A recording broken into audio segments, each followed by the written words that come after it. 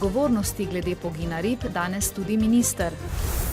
V Račah so se pomerili najboljši orači. Več tisoč romarjev ob Marijinem prazniku na Ptujski gori. Pozdravljeni. Minister za kmetijstvo in okolje Dejan Židan se je zaradi množičnega pogina rib v Perniškem jezeru sestal z županom občine Pesnica Venčeslavom Senekovičem in upravljavcem tamkajšnje ribogojnice Dušanom Rapovcem. Zaradi pomankanja vode je pred 2 tednoma v jezeru poginilo okoli 20 ton rib, do množičnega pogina pa je prišlo že pred 3 leti. Odgovornosti za pogin rib in za neznosen smrad, v katerem živijo okoliški prebivalci, tudi tokrat noče prevzeti nihče. Zbrani so na sestanku ugotovili, da je treba poginjene ribe čim prej odstraniti. To naj bi se zgodilo še ta vikend in še nujna je celovita ureditev jezera. Sedaj je na potezi lokalna skupnost, ki mora preučiti, kakšna naj bi bila pravzaprav vloga Perniškega jezera.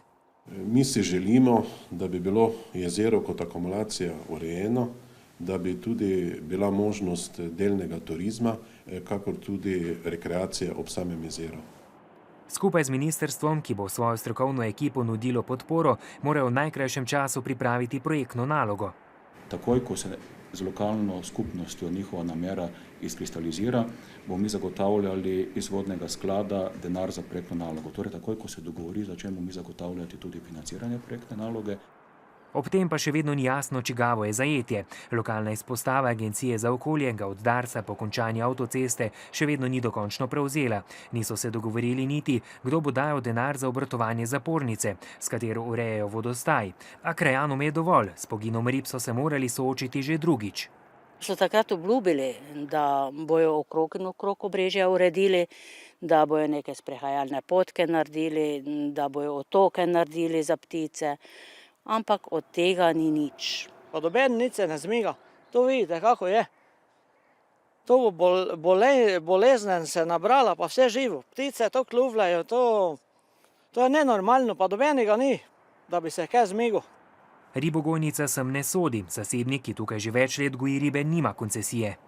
Odkar je avtocesta se začela graditi, se tu ni izlavljalo in sva se tudi ni vlagalo in se ne hrani.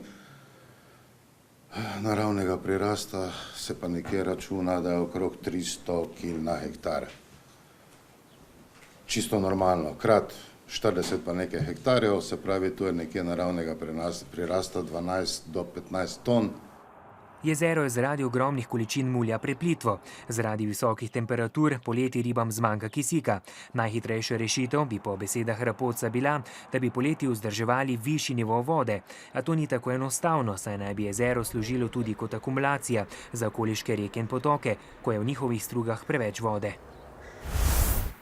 Nadzorni svet Raiffeisenbanke je v sredo, potem ko je z mesta predsednika uprave odstopil Klemens Novotny, za predsednika uprave imenoval Gvida Jemenška, člana uprave za področje prodaje, zakladništva in investicijskega bančništva. Novotny je odstopil iz osebnih razlogov, so danes sporočili iz banke. Jemenšek je funkcijo nastopil takoj, poleg nalog predsednika uprave, pa bo opravljal delo tudi na področjih, ki jih je pokrival doslej. Nova sestava uprave ne bo spreminjala strategije banke, še poročajo in dodajajo, da bo banka nadaljevala s prestrukturiranjem. V Novi kreditni banki Maribor so nam potrdili, da postopki v zvezi s pregledom slabih posojil in prenos na družbo za upravljanje terjatev bank potekajo tekoče. Neodvisni revizor in izvajalec stresnih testov sta z delom že pričela, zaključek pa se predvideva v jeseni. V Novi KBM sicer z vsemi pristojnimi inštitucijami sodelujejo konstruktivno in bodo slabe terjatve prenesli takoj po izvedbi vseh formalnih uskladitev in pogojev. O konkretnejši časovnici in višini terjatev predvidenih za prenos pa je, kot poudarjajo, še prezgodaj govoriti. Še 11 dni ima vodstvo občine Kidričevo, predvsem župan Anton Leskovar, čas, da odstopi z položaja, mestni svet pa, da se razpusti. To namreč zahteva civilna pobuda številnih občanov, ki zadnje tedne ogorčeno opozarjajo, da ne želijo železniške postaje Cirkovce in pripadajočega cestnega prehoda na novi lokaciji. To je prvi od pogojev vrhu občine, da postaja ostane, kjer je. Drugi pogoj pa je, da se cene kanalščine, izredno visoke položnice so Kidričane presenetile julija, znižajo tudi za nazaj. Občinski svet je namreč že sprejel sklep, da bodo cene okoli 40% nižje, a položnic za junij ne bodo spreminjali, pa čeprav so nekaterim obračunavali storitve, čeravno še niso priključeni na javno kanalizacijo. Smo upravičeni do enkratnega praznjenja v 3 letih, moramo pa pavšalno plačevati te položnice vsak mesec. In to znese recimo za 4-člansko družino, ko smo preračunavali, je to bilo preko 20 evrov vsega skupaj, oziroma za večinski del za goščo, in potem, ko smo to zračunali v 3 letih, znese to od 350 pa do 700 evrov. Za enkratno praznjenje. Mi smo dejansko naredili, ker smo pač ena izmed prvih občin, tako kot je po evropski direktivi določeno. Na podlagi pritiskov, ki so bili ze strani občanov, smo se sedaj odpovedali investicij, se pravi amortizaciji, in trenutno pač bomo probali shajati brez amortizacijskih sredstev. V Račah so se na 54. regijskem tekmovanju zbrali orači iz Podravja. V 2 tekmovalnih disciplinah, z obračalnim plugom in desnim krajnikom, se je pomerilo 29 oračev. Zmagovalci iz obeh disciplin se bodo septembra za naslov najboljšega v državi potegovali v Lahovčah. Ravne brazde so že od nekdaj ponos kmetov, tekmovalno oranje pa zahteva veliko več spretnosti in tehničnega znanja kot običajno delo na polju. Med orači je vse več mladih kmetov, tudi 17-letni Jure iz Pernice je tokrat tekmoval že drugič. Dosti lepši imaš nivo zorano, oblikovano, doma, ko pa da ne ima nič prakse. Hodim na srednjo šolo, kmetijsko, no biotehnično. Najpomembnejša je prva brazda, pravi sodnik Jože Breznik. Spretnosti najboljših oračev ocenjuje že 30 let. Mi ocenjujemo ravnino oranja, odpiranje brazd, izdelavo krone, razore, tako da je kar nekaj zahtevnih elementov. Javna kmetijska svetovalna služba ima svojo osnovno prvinsko nalogo, da predvsem seveda kmetovalce usposablja, izobražuje. Oranje je pa sigurno ena osnovna prvina obdelovanja tal. V Račah so postavili tudi manjšo tržnico z domačimi izdelki okoliških kmetov, na ogled postavili nekaj traktorjev starodobnikov, župani občin Podravja pa so se preizkusili tudi v oranju s konjsko vprego. Tudi občina Rače-Fram je občina, v kateri se precej občanov še zmeraj ukvarja z kmetijstvom, da imamo dobro obdelane polja, travnike, njive. Slovenski orači se redno udeležujejo tudi svetovnih prvenstev. Zadnja leta se praviloma uvrščajo med prvo 10-terico. Ministrstvo za zunanje zadeve je zaradi razmer v Egiptu danes spremenilo varnostno opozorilo za to državo.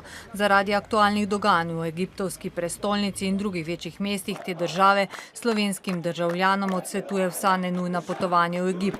Turistična letovišča ob Rdečem morju po oceni ministrstva vseeno ostajajo relativno varna. Slovenske turistične agencije zatrjujejo, da slovenski turisti v Egiptu ne občutijo nemirov. Trenutno imamo turiste v Rdečem morju ob Hurgadi, trenutno pa tam biva 104 naši gostje. Dosledno spremljamo situacijo glede na informacije Ministrstva za zunanje zadeve, potem tudi naših predstavnikov v Egiptu in pa tudi našega poslovnega partnerja. Torej, dosledno se podržimo teh informacij, ki jih daje Ministrstvo za zunanje zadevo. In če bo ministrstvo ocenilo, da ni varno za naše goste, bomo skupaj z našim prevoznikom, torej z Adrio, tudi spustili ta čarter. Povprečna mesečna bruto plača za junij je znašala 1495,45 evra, kar je nominalno in realno za 1,9% manj kot maja. Ob tem je drugič letos po februarju padla pod raven 1500 evrov. Povprečna mesečna neto plača pa je junija dosegla 982,72 evra, kar je za 1,4% manj kot maja. Junijska povprečna bruto plača v javnem sektorju je bila s 1731,79 evra glede na majsko nižja za 1,5%, v zasebnem sektorju pa je dosegla 1366,75 evrov, kar je bilo za 2% manj kot maja. Z državnim praznikom se bomo jutri spomnili obletnice združitve prekmurskih Slovencev z matičnim narodom. Osrednja slovesnost bo nocoj v Beltincih, ko bodo v omenjeni občini praznovali tudi občinski praznik. Ob tem se vsako leto spominjamo dogodkov, ko so prekmurski Slovenci po 900 letih znova postali del matičnega naroda. Slovenski prebivalci Prekmurja, ki so se stoletja najbolj dosledno označevali za Slovence, so se namreč vse do konca Prve svetovne vojne razvijali ločeno od ostalih Slovencev in so bili pod močnim vplivom razmer, ki so prevladovale v ogrski polovici Avstro-Ogrske. Dopoldne so novogoriški potapljači in pirotehniki iz reke Soče odstranili 350 kg težko granato iz Prve svetovne vojne. V usklajeni akciji je sodelovalo kar 60 ljudi, iz varnostnih razlogov pa so evakuirali ljudi iz nekaterih bližnjih delov Solkana in tudi italijanskega Šentmaura. Granato pa so odpeljali v začasno skladišče, kjer bo počakala na uničenje. Na granato so potapljači naleteli naključno v reševalni akciji pred 10 dnevi. Več tisoč vernikov je ob prazniku Marijinega vnebovzetja romalo do bazilike Marije Zavetnice na Ptujski gori. Dopoldansko slovesno mašo je daroval provincial pater Milan Kos. V pridigi je poudaril pomen odgovorne verske vzgoje v družinah. Izpostavil je tudi, da si morajo sodobni kristjani postaviti vprašanje, kaj biti vernik sploh še pomeni. Tudi mnogi verni namreč živijo v življenjski praznini. Resnica o nebesih po smrti jim je vedno bolj tuja. Za mnoge kristjane, ki sicer verujejo v Boga in to vero ob nedeljah in praznikih tudi izpovedujejo, je smisel na življenje po smrti odsotna, kakor da tega življenja ni. To je usodna smrt. Mnogi pa so praznik izkoristili tudi za druženje z družino ali prijatelji. Ponovadi na Ptujski gori, prmaše, pol skupno kosilo, sestro pa s hčerami. Smo z družini vsi tukaj, zdaj pa gremo, pa vnuka tudi. Je to redka priložnost, da se srečate vsi skupaj?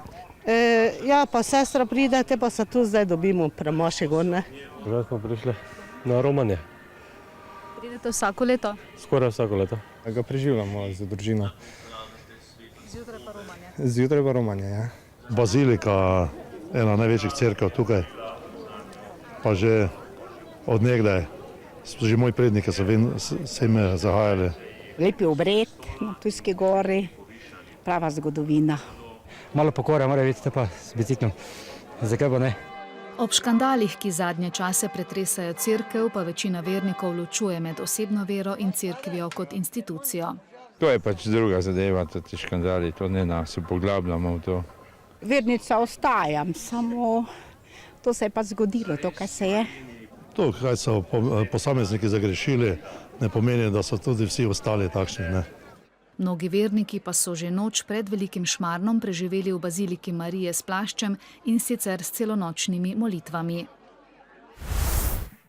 S projekcijo filma Angelski delež v režiji Kena Laka se bo danes v mariborskem Vetrinjskem dvoru začel letošnji Kino na prostem, ki ga 4. leto zapored prireja zavod Udarnik. Do zadnjega avgusta si bo mogoče ogledati vrhunce preteklega filmskega leta Pod milnim nebom. Prikazanih bo 17 filmov, ki zrcalijo Udarnikovo redno programsko shemo, saj so žanrsko, tematsko, vizualno in atmosfersko zelo raznoliki. S tem programska ekipa zavoda Udarnik sledi viziji publiki predstaviti film v čim širšem pomenu te besede, je v letošnjem sporedu poudaril producent Udarnika na prostem Rene Puhar. Pred 60 leti je France Slana, priznani slovenski akademski slikar, grafik, ilustrator in dobitnik nagrade Prešernovega sklada, imel svojo prvo samostojno razstavo. S pregledno razstavo so 60-letnico umetnikovega ustvarjanja letos spomladi že počastili na Ljubljanskem gradu. Celovit pregled umetnikovega opusa pa je zdaj v času od junija do septembra našel novo galerijsko domovanje, Galerijo Grad v Slovenski Bistrici. Na hodniku pred grajsko Viteško dvorano obiskovalca pozdravijo Don Kihot in slike večjega formata, ki jih umetnik zaradi njihovih dimenzij redko kje razstavlja. Slik se je na pregledni razstavi nabralo toliko, da zapolnjujejo tudi stene hodnika. Najnovejša dela lahko vidimo potem tukaj na zunanjem hodniku, bolj abstraktna dela, malo bi lahko rekli skoraj nenavadna zanj. Razstava je zasnovana tako, da tukaj v prvih prostorih vidimo njegova starejša dela in potem nekako po časovnih obdobjih naprej vse do teh najnovejših del. Pa če tako mogoče en taki čisto časovni presek narediva čez njegovo delo, kaj zaznamuje mogoče njegovo slikarstvo v začetku kariere, pa potem naprej.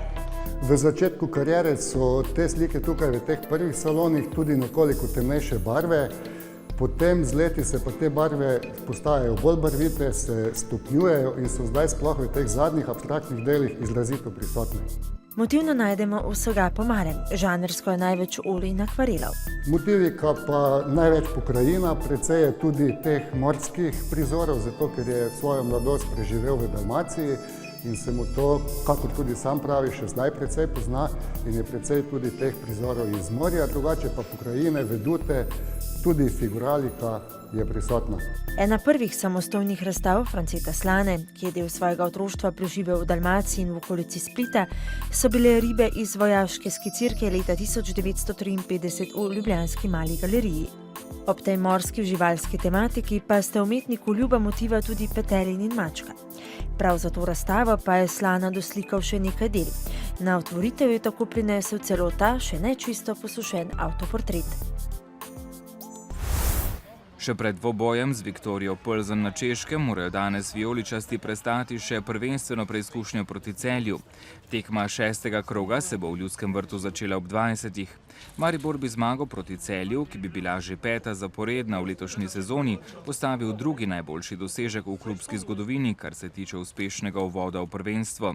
Klubski rekord sega v zgodovinsko sezono 1999-2000, ko so Mariborčani zmagali kar na prvih 9 prvenstvenih tekmah. Slovenska moška košarkarska reprezentanca se bo danes v prijateljski tekmi v okviru priprav na Jesenicah pomerila z reprezentanco Bosne in Hercegovine. Nato Slovence v nedeljo v ljubljanski hali Tivoli čaka še dvoboj z rusko reprezentanco, ki je na zadnjem evropskem prvenstvu osvojila bron. Slovenski košarkarji sicer imajo v zadnjih dneh nekaj težav s poškodbami gležnjev. Goran Dragič jo je izkupil na tekmi proti Srbiji v Beogradu, a že normalno trenira. Nekaj bolečin še čuti Gašper Vidmar, na četrtkovem dopoldanskem treningu pa se je poškodoval Edo Murić. Za kako resno poškodbo gre, bo znano v naslednjih dneh. Čeprav v Egiptu od srede veljajo izredne razmere, ponekod pa tudi policijska ura, je v minuli noči ponekod kljub temu prihajalo do incidentov. V mestih na Sinajskem polotoku je bilo ubitih 7 vojakov in policist, zagorelo je tudi nekaj poslopij. Muslimanska bratovščina je zaradi sredinega krvavega nasilja pozvala k petku jeze. Protesti naj bi se začeli po današnjih molitvah. V japonski pokrajini Kyoto je na nekem festivalu ognjemetov odjeknila silovita eksplozija. Po prvih ugotovitvah so eksplodirale jeklenke s propanom na eni od stojnic s hrano. Ranjenih je bilo 59 ljudi, med njimi 5 huje. Festival, ki vsako leto privabi kakih 100 000 obiskovalcev, so zaradi nesreče predčasno končali. Novo Zelandijo je prizadel potres z močjo 6,5 stopnje po Richterjevi lestvici, seizmografi so zaznali tudi 6 popotresnih sunkov. Potres k sreči ni povzročil hujše gmotne škode, je pa med prebivalci zavladala panika. Poročajo o veliki prometni zmedi. Predvsem zaradi zemeljskih plazov je poškodovanih več cest in mostov. To je bil že drugi močnejši potres na Novi Zelandiji v zadnjih 4 tednih. Potapljači indijske mornarice so na podmornici, ki je v sredo eksplodirala v pristanišču vojaškega oporišča v Mumbaju v Indiji in zagorela, našli 4 trupla. Ob eksploziji je bilo na krovu 18 mornarjev, iskanje preostalih se nadaljuje. Iz poškodovane podmornice še vedno črpajo vodo, da bi jo lahko dvignili na površje. Še vedno pa ni znan vzrok eksplozije. Ameriški znanstveniki so odkrili novo živalsko vrsto, ki živi v meglenih gozdovih Kolumbije in Ekvadorja. Medvedku podobno žival so poimenovali Olinguito in je prva nova vrsta vsejedega sesalca, odkritega na zahodni polobli v zadnjih 35 letih. Za identifikacijo sesalca, ki ga opisujejo kot mešanico medvedka in hišne mačke, so znanstveniki potrebovali več kot 10 let. Odkritje pa se jim zdi edinstveno in izjemno redko. V živalskem vrtu v Tajpeju pa so posneli ganljivo srečanje male pande z njeno mamo, potem ko sta bili mesec dni ločeni. Le nekaj dni po rojstvu so mladička zaradi poškodbe ločili od matere in ga prestavili v inkubator. Zdaj si je samička dovolj opomogla, da so jo lahko vrnili k materi.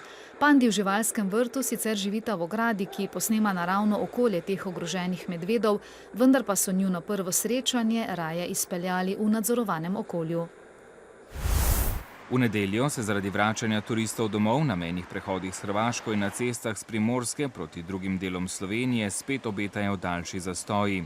Te na prometno-informacijskem centru pričakujejo predvsem popoldne in zvečer, v primeru slabega vremena pa že prej. Najbolj obremenjeni bodo mejni prehodi Dragonja, Jelšane in Gruškovje, zato kot alternativo ponujajo naslednje manjše mejne prehode. Namesto mejnega prehoda Jelšane izberite mejni prehod Kočevje ali Petrina, namesto mejnega prehoda Dragonja izberite prehod Sečovlje, še boljši je mejni prehod Sočerga, namesto mejnega prehoda Gruškovje pa manjši prehod Rogatec. Jutri bo pretežno jasno, najnižje jutranje temperature bodo od 8 do 13, najvišje dnevne od 27 do 30 stopinj Celzija. V nedeljo bo pretežno jasno, v ponedeljek bo še precej jasno, sredi popoldneva in zvečer bodo predvsem na severozahodu nastale posamezne nevihte.